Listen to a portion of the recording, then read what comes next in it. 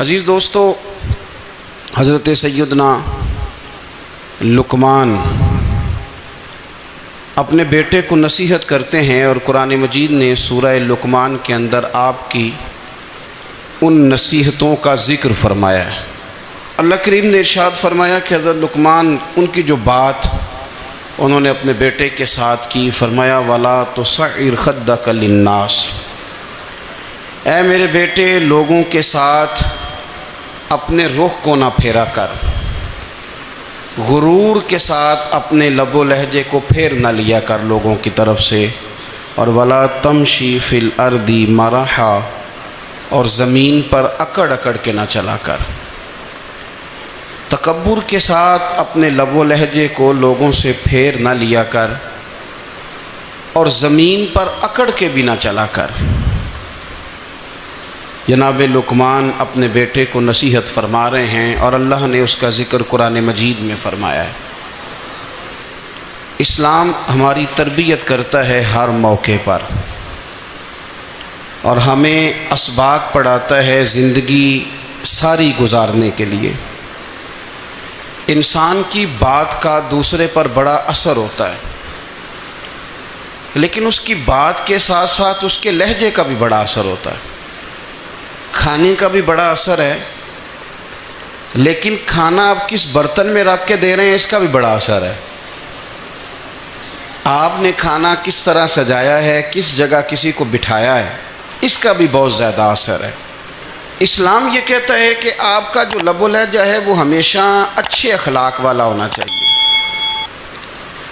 لہجے جو ہوتے ہیں نا، لہجے، لب و لہجہ، وہ بڑی تاثیر رکھتا ہے، بڑا اثر رکھتا ہے۔ چھوٹا سا بچہ ہوتا ہے، دودھ پیتا ہے، ابھی نونہال بچہ ہے چھوٹا سا، ابھی اسے پتہ نہیں ہے کہ کون سی بات کا کیا معنی ہے۔ اسی بچے کے آپ نے گال پہ محبت کے ساتھ ہاتھ پھیرا تو وہ ہنس دیتا ہے، لیکن اگر آپ غصے کے ساتھ اس کی گال پہ ہاتھ لگاتے ہیں تو وہ رو دیتا ہے۔ آپ میری بات کو سمجھیں گے، ابھی اس کو لفظوں کے مفاہیم کا نہیں پتہ، معانی سے ابھی وہ آگاہ نہیں ہے، معنی نہیں جانتا، پر آپ نے کس لہجے کے ساتھ اس سے پیار کیا یہ اسے پتہ ہے۔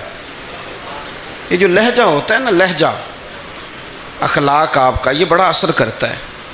آپ نے گفتگو کی، لیکن اس گفتگو میں آپ کا انداز کیا تھا، لب و لہجہ کیا تھا۔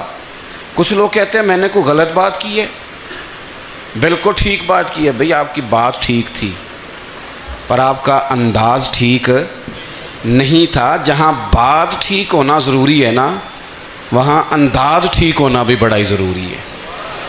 آپ کے لہجے کا خوبصورت ہونا اور آپ کے لفظوں کا حسین ہونا بھی بڑا ہی ضروری ہے۔ اگر آپ تھوڑا سا معاشرے میں غور کریں تو کچھ لوگ ایسے ہیں جو طبعاً ہی بیچارے دنیا میں آئے ہی شکوہ کرنے کے لیے، ان کے لہجے سے نہ ترش روئی برستی ہے، تلخی ہے۔ وہ جی میں فلاں آدمی کے پاس گیا تو اس نے میری بات نہیں سنی، فلاں شخص سے میری ملاقات ہوئی، میں نے وقت گزارا پر وہ بندہ ٹھیک نہیں نکلا، فلاں کے ساتھ میں آگے بڑھنا چاہ رہا تھا پر میرے معاملات چل نہیں سکے۔ تو بھئی آپ دوسروں کو ناپتے اور تولتے رہے، آپ کو یہ دیکھ لینا چاہیے تھا کہ آپ کا انداز فکر ہی کہیں غلط نہ ہو۔ لہجے، اخلاق، یہ آپ کے لفظوں سے بھی زیادہ اثر بعض اوقات رکھتے ہیں۔ کسی نے کہا تھا کہ میرے لہجے میں غرور آیا تھا، اس کو حق تھا کہ شکایت کرتا تھا، میرے لہجے میں کچھ ایسا کہ جس پہ وہ بیچارہ پریشان ہو گیا، اب اس کا حق بنتا تھا وہ اس پہ شکایت کرتا۔ تو میرے عزیز، آپ بات کو یاد رکھیں گے کہ جو اخلاق ہے، آپ کا جو اخلاق ہے، جو آپ کا کردار ہے، وہ اپنی ایک خوبصورتی رکھتا ہے۔ اس لیے میرے نبی پاک صلی اللہ تعالیٰ علیہ وآلہ وسلم نے فرمایا تم میں کامل مومن وہ ہے جس کا اخلاق زیادہ اچھا ہے۔ جو کہانیاں زیادہ سناتا ہے وہ نہیں، جو اپنی خدمات زیادہ بتاتا ہے وہ نہیں، جو باقی سب کی نفی کر کے کہتا ہے کہ دنیا میں کوئی بندہ ٹھیک نہیں، صرف میں ٹھیک ہوں، وہ والا بندہ نہیں، بلکہ فرمایا جس بندے کا اخلاق زیادہ اچھا ہے۔ اخلاق دیکھیں، یہ جو آپ کا لہجہ ہوتا ہے نا، یہ بہت زیادہ اثرات مرتب کرتا ہے آپ کے گھر پہ بھی باہر بھی۔ آپ اگر اپنی گفتگو میں باڈی لینگویج کو تھوڑا سا اچھا رکھیں، کچھ لوگ ایسے ہوتے ہیں جو بات بڑی صحیح کرتے ہیں پر کچھ زیادہ ہی باتیں کرتے ہیں، تو وہ زیادہ باتیں کرنے کی وجہ سے ان کی جو صحیح باتیں ہوتی ہیں ان کا بھی وزن خراب ہو جاتا ہے، کیونکہ وہ زیادہ باتیں کرتے ہیں، ہر وقت بولتے ہیں، ہر وقت بات کرتے ہیں، تو جب وہ ٹھیک بات بھی کر رہے ہوں تب بھی ان کی بات کا لوگ اثر قبول نہیں کرتے۔ لیکن اگر ان کا لہجہ باوقار ہو، بات وہ تھوڑی کریں پر جتنی کریں ذرا سونی کر کے کریں، گفتگو میں خود بخود اثر پیدا ہو جائے گا، بات اچھی لگے گی۔ اخلاقی رویے اگر لوگوں کے زیادہ اچھے ہو جائیں، ایک تو مسکرانے کا بل کوئی نہیں آتا، اس کے پیسے کوئی نہیں لگتے، اور یہ بھی شکر ہے ابھی تک اس پر ٹیکس بھی کوئی نہیں، یہ بھی مقام تشکر ہے۔ تو اگر آپ بات کریں اور اس میں تھوڑی سی مٹھاس پیدا کر لیں، آپ تھوڑی سی بات میں نا مٹھاس، میرے ایک کلاس فیلو ہیں تو وہ تقریر کر رہے تھے اور میں سن رہا تھا، تو مجھے بعد میں کہنے لگے آپ تبصرہ کریں میں نے کیسی تقریر کی ہے۔ یہ ہوتا ہے نا جی، بعض اوقات دوست بیٹھتے ہیں بے تکلف تو کئی دفعہ کچھ باتیں ایسی ایک دوسرے کے ساتھ کرتے ہیں، تو مجھے کہنے لگے آپ بتائیں کہ میں بات کر رہا تھا تو کیسی تھی؟ تو میں نے کہا جب آپ بات کر رہے تھے تو میں ڈر رہا تھا، مجھے لگ رہا تھا کہیں آپ لڑ نہ پڑیں۔ بھئی آپ اطمینان سے بات کریں، آپ تسلی سے بات کریں، آپ خندہ پیشانی کے ساتھ بات کریں۔ میرے نبی پاک صلی اللہ تعالیٰ علیہ وسلم نے فرمایا، مسلم شریف کی حدیث ہے، حضور فرماتے ہیں نیکی کو کبھی چھوٹا نہیں سمجھنا، نیکی کو حقیر نہیں سمجھنا، کچھ نہ ہو سکے تو اپنے بھائی سے مسکرا کے بات ہی کر لیا کرو، بات کرو تو تمہارے لہجے میں ترش روئی نہ ہو۔ بعض اوقات آپ تلخ بات کرتے ہیں، آپ کا لہجہ تلخ ہوتا ہے تو آپ کی صحیح بات بھی قبول نہیں کی جاتی، لیکن اگر آپ کے لہجے میں مسکراہٹ ہو، آپ کے لہجے کے اندر خوبصورتی ہو، تو آپ کے اپنے بھی آپ کے بیگانے بھی سب کے سب آپ کی بات کو تسلی کے ساتھ سمجھنا وہ گوارا کریں گے۔ اسی طریقے سے ہمارا دل کرتا ہے کہ لوگ ہماری بات سنیں، ہمارے گرویدہ ہوں، ہم جو پیغام دینا چاہتے ہیں وہ پیغام لوگ اچھے طریقے سے قبول کریں، اس پر لوگوں کی توجہ زیادہ ہو، یہ ہمارا شوق ہوتا ہے۔ اور دنیا میں اب تو فیمس ہونے کا شوق بڑا بڑھ گیا ہے، اب بڑا بڑھ گیا ہے۔ اب تو لوگوں کو نا شاید لوگ مقبولیت اسی کا نام لیتے ہیں کہ میرے اتنے لائکس ہیں، اتنے فالور ہیں، اتنے سارے لوگ ہیں تو شاید میں بڑا مقبول ہوں۔ یاد رکھنا، قابلیت سے زیادہ قبولیت ضروری ہوتی ہے۔ فالور کیا کریں گے اگر رب بھی راضی نہ ہوا تو؟ لائکس کیا کریں گے؟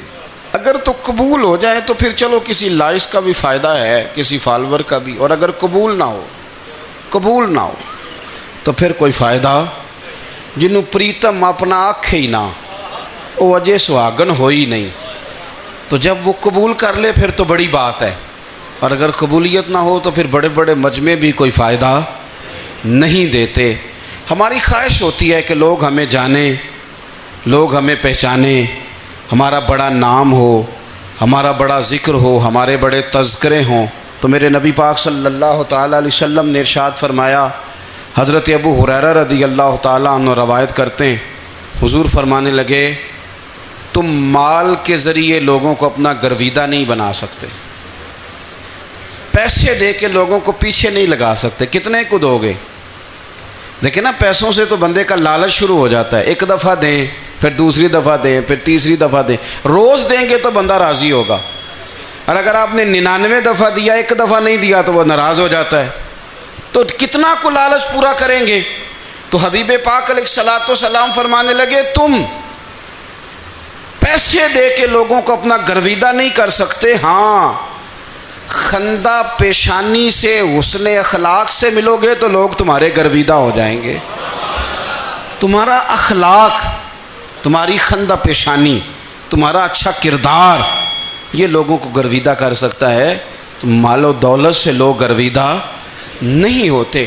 تو ہمارا وہ جو روزمرہ کا لوگوں کے ساتھ تعلق ہے، لب و لہجہ ہے، میں نے دیکھا ہے بہت سارے لوگ ایسے ہیں جن کے ساتھ لوگ آنا جانا ملنا بیٹھنا آہستہ آہستہ چھوڑ دیتے ہیں، اور وہ کس لیے چھوڑ دیتے ہیں؟ وہ ان کے رویے کی وجہ سے چھوڑ دیتے ہیں، ان کے انداز فکر کی وجہ سے چھوڑ دیتے ہیں، ان کے شکووں کی وجہ سے چھوڑ دیتے ہیں۔ مزاج ہوتا ہے نا ہمارا کہ ہمیں شوق ہوتا ہے تعلق زیادہ لوگوں کے ساتھ ہو، اور پھر یہ بھی شرط ہوتی ہے کہ میں جس کے پاس جاؤں وہ مجھے یہی کہے کہ تو میرے ساتھ ہی پیار کر۔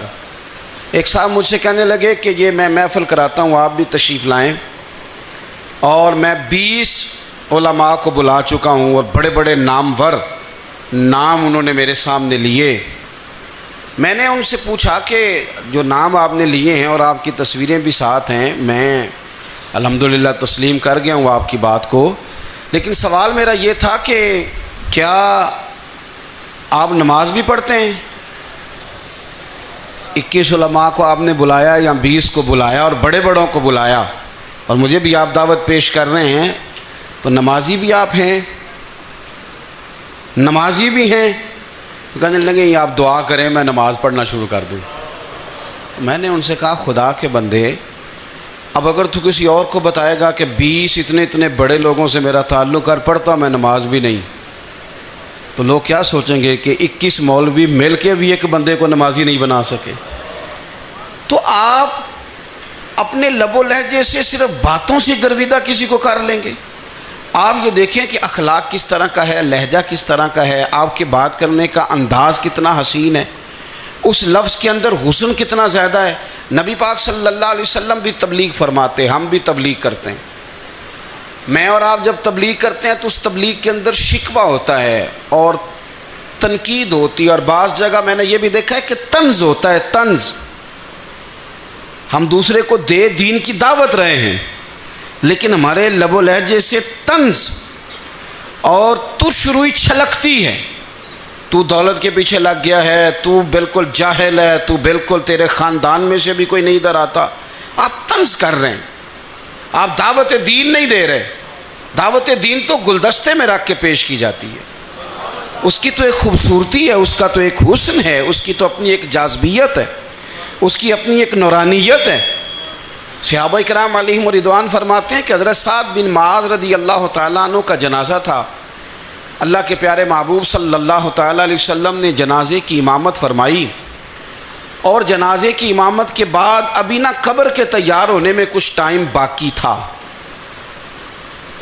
تو حضور زمین پہ تشریف فرما ہوئے، لوگ قبر کی تیاری میں ہیں۔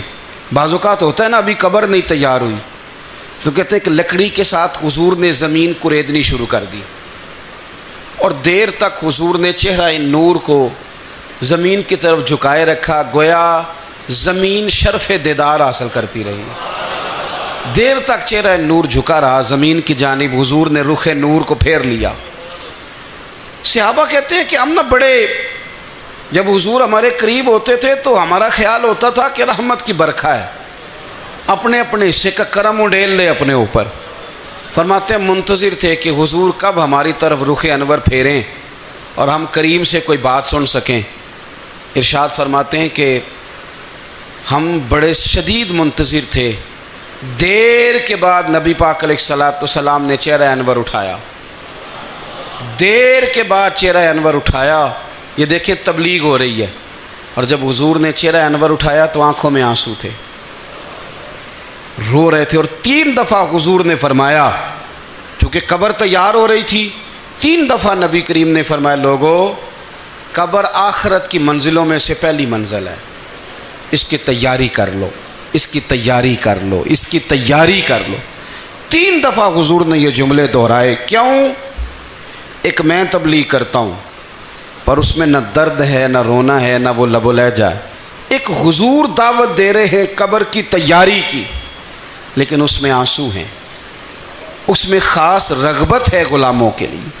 تو اپنی زندگی کے اندر جو ہمارا انداز تکلم ہے، ہمارا انداز گفتگو ہے، میں کہا کرتا ہوں کہ ہم نا دین کے لیے جب کلام کر رہے ہوتے ہیں تو شدت ہوتی ہے ہمارے جملوں کے اندر، بعض مقامات شدت کے ہوتے ہیں۔ آپ جہاد کی بات کر رہے ہیں، ناموس رسالت کی بات کر رہے ہیں، تو کسی جگہ آپ کے لب و لہجے کے اندر شدت کا ہو جانا برا نہیں ہے، بلکہ وہ اچھا ہے۔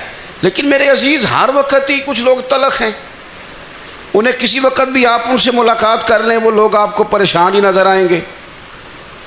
حضرت سیدنا عبداللہ ابن عمر رضی اللہ تعالیٰ عنہ روایت کرتے ہیں کہ نبی پاک صلی اللہ تعالیٰ علیہ وآلہ وسلم نے ارشاد فرمایا کہ جنت میں ایسے بھی کمرے ہوں گے، جنت میں کچھ ایسے کمرے، کچھ ایسے مکانات بھی ہوں گے کہ باہر کھڑے ہوں گے تو اندر نظر آئے گا، اور اندر کھڑے ہوں گے تو باہر نظر آئے گا۔ یعنی ایک تو تم آئینے لگاتے ہو نا، وہ دیواریں اتنی شفاف ہوں گی کہ اندر باہر سے ان کا حسن دکھائی دے گا۔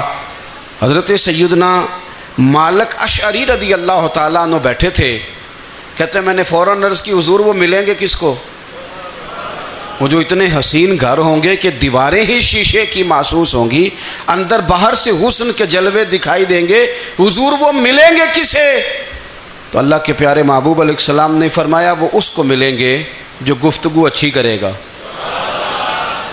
جو گفتگو اچھی کرے گا، لب و لہجہ اخلاق والا ہوگا، گفتگو اچھی کرے گا، لوگوں کو کھانا کھلائے گا، اور جب لوگ سو رہے ہوں گے تو وہ اٹھ کے اپنے رب کی عبادت کرے گا۔ اس شخص کو وہ مکانات ملیں گے جن کی دیواریں آئینے کی مانند ہوں گی، جن کا حسن تازہ ہوگا، جن کو اللہ تبارک و تعالیٰ نے اپنے فضل سے مزین کیا ہوگا، سنوارا ہوگا۔ ہم اگر تھوڑی سی توجہ کریں نا تو کئی دفعہ وقت گزر جاتا ہے، لہجہ نہیں بھولتا، لہجہ یاد رہتا ہے۔ آپ تو 2 منٹ کے لیے غصے میں تھے نا، تو آپ نے کوئی بات کر دی کسی غریب کو، کسی شخص کو، آپ غصے میں تھے، آپ نے کہہ دیا، اس بیچارے نے سن لیا، لیکن وہ باتیں اسے سونے نہیں دیتی، بار بار یاد آتی۔ کوئی آپ کے ساتھ تلخ کلام کر دے نا، کبھی تلخ گفتگو کر دے، بندہ جب سامنے آتا ہے وہ باتیں یاد آ جاتی ہیں، تکلیف ہوتی ہے، اور وقت گزر جاتا ہے۔ لڑائیاں ہمیشہ چل نہیں سکتی۔ لڑائی کتنی دیر کی ہوتی ہے؟ 1 دن کی، 2 دن کی۔ قتل بھی ہوں تو اگر قاتل کو پھانسی بھی ہو جائے تو پھانسی کے بعد بالآخر لڑائی تو ختم ہو ہی گئی نا۔ لڑائی ہمیشہ چلتی، تلخی ہمیشہ چل سکتی نہیں۔ تلخی روٹین میں چلنے والا سکہ، کوئی سکے روٹین میں چلتے وقتی ہوتے، یہ جو غصے کا لب و لہجہ ہے، تلخی کا سکہ، یہ بھائی روٹین میں نہیں چلتا، اس نے ایک نہ ایک دن ختم ہو جانا ہے۔ روٹین میں پیار ہی چلتا ہے۔ حضرت جابر ابن عبداللہ کہتے ہیں حضور پہلے دن مدینہ منورہ آئے، میں زیارت کے لیے گیا تو میں نے مسکراتے دیکھا۔ 10 سال میں دیدار کرتا رہا، اور وصال سے چند دن پہلے بھی میں نے زیارت کی تو مدینے والے محبوب کو مسکراتے ہوئے ہی دیکھا ہے۔ یہ جو آپ کا لب و لہجہ ہے نا، اخلاق والا، حسن والا، مسکرانے والا، یہ لب و لہجہ نا ذرا لمبا چلتا ہے، یہ روٹین ہے، یہ روز چلے گا۔ یہ سکہ وہ ہے جو رائج الوقت رہتا ہے، یہ کبھی بھی ختم ہونے والا یہ خزانہ ہے۔ تو یہ جو آپ کا تلخ لب و لہجہ ہے، یہ روٹین نہیں۔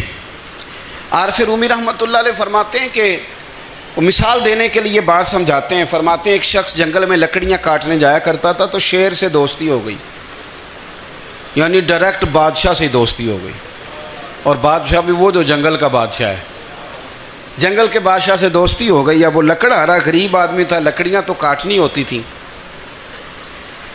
تو وہ جنگل کا بادشاہ اعلان کر دیتا جانوروں کو کہ میرا دوست آیا، ایک تو کوئی تنگ نہ کرے، اور دوسرا یہ کہ سب لوگ مل کے اس کے ساتھ تعاون کریں۔ کبھی کوئی جانور لکڑیاں اکٹھی کراتا، کبھی کوئی اپنی پشت پہ گدھا، بیل، گھوڑا، خچر رکھ کے وہ لکڑیاں باہر چھوڑنے آتا۔ تو اب اس کی بڑی دھوم مچ گئی جنگل کے اندر، لکڑہارا مزدور تھا، وہ بادشاہ سے دوستی کر کے بادشاہ ہی بن گیا۔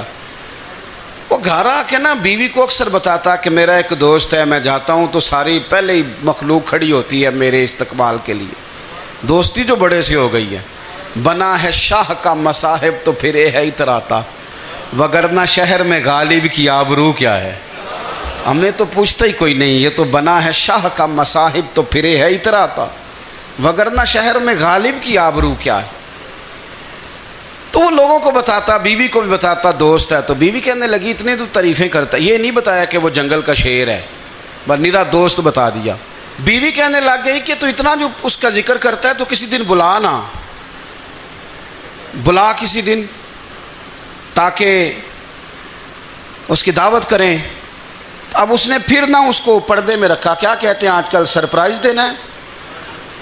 مگر سرپرائز دینا ہے جی. پردے میں رکھا کہ وہ شیر ہے. تو وہ بلا لیا گھر. اب اس کے لیے کچا گوشت، ظاہر ہے شیر نے کچا گوشت سکھانا تھا. وہ کہنے لگی پکانا کس طرح کا ہے؟ وہ کہنے لگا جب وہ آئے گا پھر بتاؤں گا. اب وہ کچا گوشت 2-3 بکرے ذبح کر کے ڈال دیے. وہ آ گیا شیر. اور پھر امی کہتے ہیں جب وہ آیا نا تو اس کی بیوی نے دیکھا تو اس نے ایک سخت جملہ کہہ دیا. کہنے لگی اوہو میں سمجھی تھی پتہ نہیں کون ہے. اس طرح کے درندے تیرے یار ہیں، کتے بلے دوست بنائے ہوئے ہیں. یہ کیا بات ہوئی؟ خیر وہ شیر نے سن لیا، گوشت کھایا، وہ چلا گیا. اگلے دن لکڑ آرا لکڑیاں کاٹنے گیا تو شیر نے ملاقات کرتے ہی لکڑ آرے سے کہا کہ یہ نا کلہاڑی اٹھا اور میری پشت پہ نا ایک